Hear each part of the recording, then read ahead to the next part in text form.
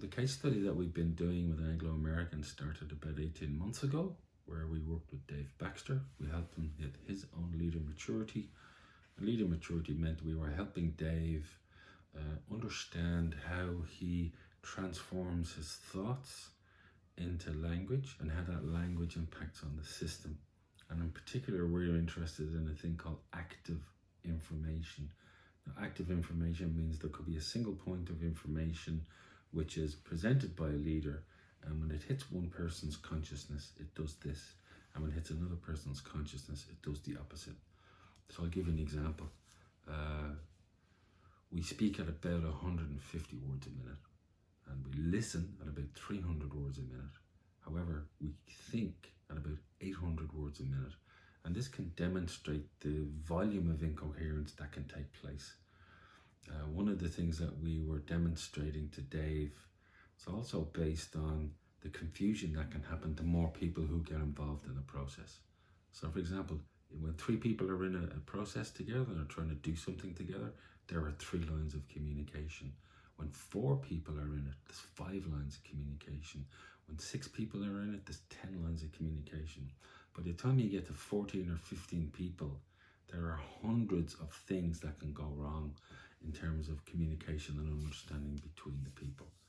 And what we've been able to do is to help leaders to be more clear about what they're saying and linking that back to what they're thinking so that they can produce more accurate active information. And we've been measuring that. We've been measuring that linguistically, and now we've been placing an AI on that to look at a much wider data set about that. And when it comes to how a leader runs a meeting, we've seen that meetings are largely incoherent. Within Anglo American, the numbers that we're working with is there's about 4,000 leaders on 8 or 10 MS Teams meetings a day. And let's say there's 15,000 meetings.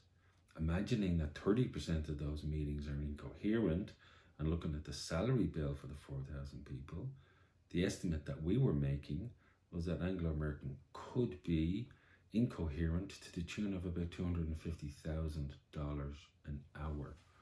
And when we saw that, we saw a huge business case for making meetings more coherent, which means running a different kind of a process, which we ran. We've run it 9 times now, and we have some amazing data which has been externally validated by a market research company from South Africa.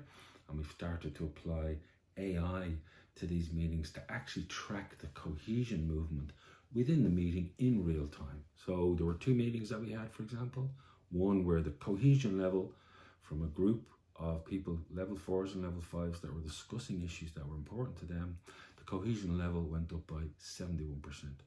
In a similar meeting in the afternoon, where they were discussing the impact of the sustainability report, the increase was about 40%. So on average, over 2 meetings, which we had in one day, the average increase in cohesion was 55%.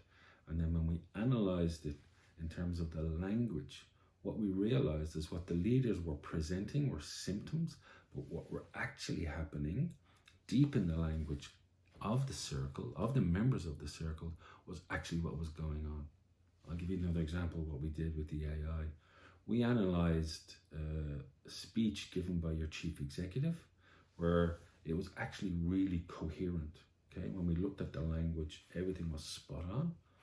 However, when we compared the leader's use of the word innovation, and we placed it against these 2 meetings that we had, the innovation that's being understood, talked about, applied, leveraged by the people in those meetings is completely different.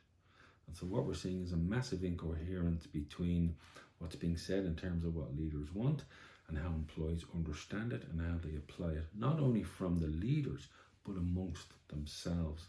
So we have a really powerful data set from those meetings, which says, this is what people want, and this is what people are experiencing.